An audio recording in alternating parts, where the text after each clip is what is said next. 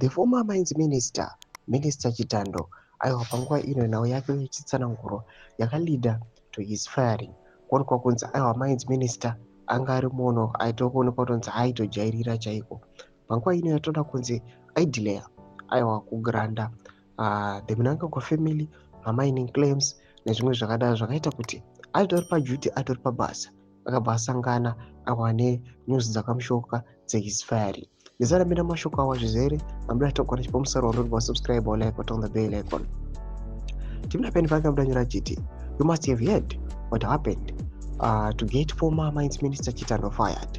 Apparently he refused to see Collins Edition, who wanted his written approval for a mining deal, which was not in the country's interest and highly inappropriate. So he was fired by the father while he's attending a workshop in Masvingo. Others say he had also blocked Auxilia Mnangagwa from grabbing mining claims from ordinary Zimbabweans. No way, the Mnangagwa family was going to sit back and let him get away with it. Idzo dzaifarisa pabasa. Ukasvika uchida kudziona dzaikuti taura naPS dzaionererwa kuita zvekutamba.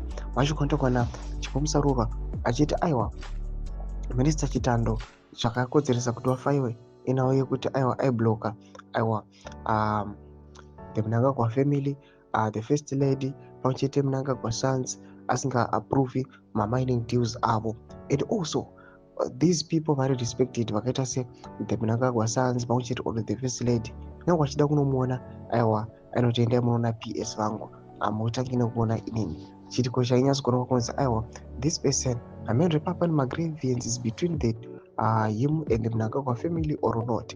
Vari panguva ino chipomusaro ari kuti aiwa dzinenge dzaionererwa zikatomboiti mbodza mafunguro enyu muri kudi pamusoro pekufaiwa kwake.